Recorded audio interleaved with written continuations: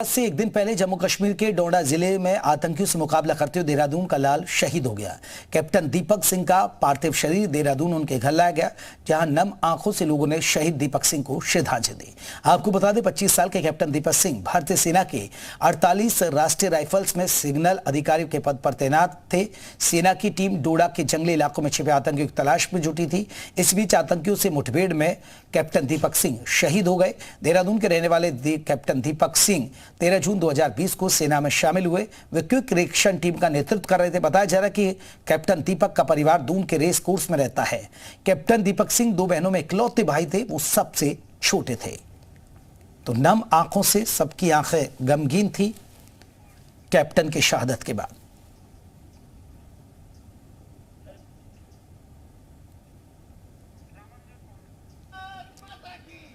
रामानुज हमारे साथ हमारे सहयोगी कोई अपडेट के साथ जुड़ गए। रामानुज, कैप्टन दीपक का जो पार्थिव शरीर है वो उनके घर पर लाया गया, सभी की आंखें नम हैं।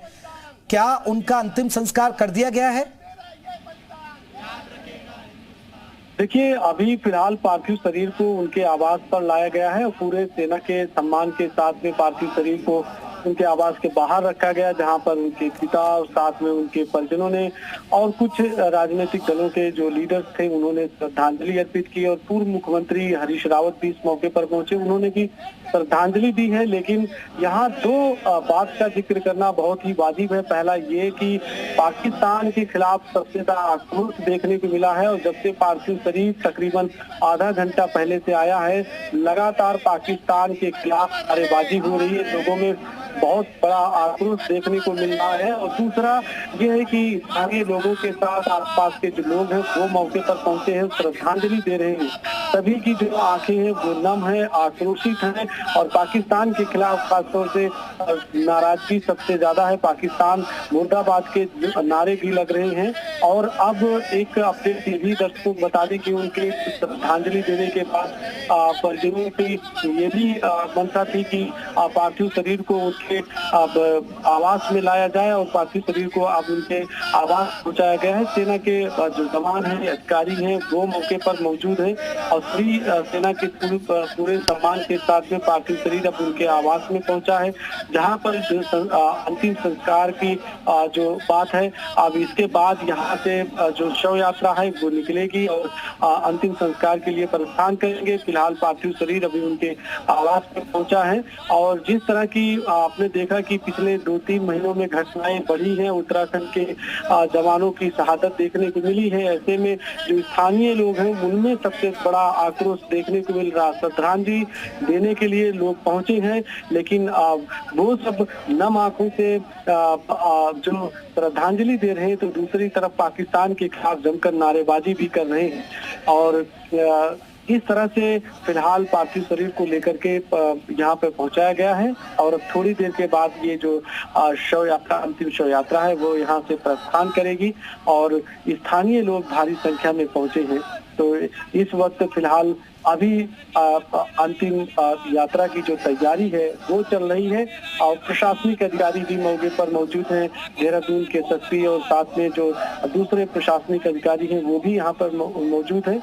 तो सेना के पूरे सम्मान के साथ में सेना के जो जवान हैं वो थोड़ी देर में अभी यहाँ पर सलामी देंगे। सलामी के साथ में अंतिम जो यात्रा है वो यहाँ से निकलेगी। लेकिन थोड़ा शौर्य के बारे में बात करते हैं, परिवार के बैकग्राउंड के बारे में दर्शकों को बताएं कि उनके जो पिता हैं वो उत्तराखंड पुलिस मुख्यालय में तैनात रहे हैं और काफी लंबे अरसे तक उन्होंने काम किया।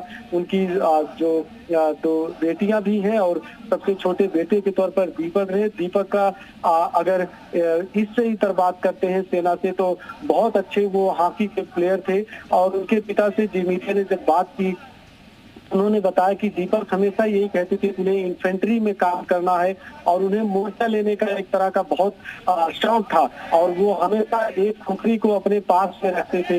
जब उनके पिता ने बातचीत की तो उन्होंने कई प्रश्न का उल्लेख किया, कई बातें उन्होंने बताई कि इस तरह का शौर्य है। और जिस तरह से आपने देखा कि उत्तराखंड में जो सेना बाहुल्य प्रदेश होने के नाते जो शौर्य है, पराक्रम है सेना का, वो देखने को मिलता है। और अभी आप देखिए हमारे बिल्कुल ठीक सामने जब से पार्थिव शरीर पहुंचा है, लगातार उनके शौर्य की जयकार हो रही है और साथ में पाकिस्तान के खिलाफ जमकर नारेबाजी हो रही। तो ये इस वक्त अभी फिलहाल जो अंतिम संस्कार की तैयारी है वो चल रही है। थोड़ी देर में सेना के जवान सलामी देंगे, लेकिन आक्रोश है, नम आंखों से श्रद्धांजलि है। और नम आंखों की श्रद्धांजलि के साथ में सभी लोग आक्रोशित भी हैं कि जिस तरह से कायरतापूर्ण काम पाकिस्तान की तरफ से हो रहा है उसको लेकर काफी आक्रोशित है, जमकर नारेबाजी हो रही है। तो लगातार तो थोड़ी देर के बाद यहाँ से पार्थिव शरीर की जो अंतिम यात्रा है वो यहाँ से निकलेगी। सेना के कई अधिकारी, जवान, प्रशासनिक अधिकारी, स्थानीय लोग, तमाम पॉलिटिकल पार्टी के लीडर, एक्टिविस्ट पहुंचे हुए हैं और सभी नम आंखों से श्रद्धांजलि अर्पित कर रहे हैं। और जिस तरह से दीपक का कहें कि उनका अभी तक का 4 साल सेना में कार्यकाल रहा है, उनके पिता ने बताया कि 4 सालों में वो हमेशा यही बात करते थे, परिवार के साथ बात करते थे कि वो फिलहाल यूनिट के बाहर हैं, सभी तरह से सुरक्षित हैं। लेकिन उनके पिता ने बात बड़ी गंभीर। बिल्कुल, देखिए ये गम का माहौल और ये तस्वीरें भी हम देख रहे हैं, क्योंकि अपने बेटी को खोने के बाद उनका परिवार रो रो कर बुरा हाल है। तो कैप्टन दीपक सिंह की कहानी हम आपको बता रहे थे। बहुत बहुत शुक्रिया। चलिए एक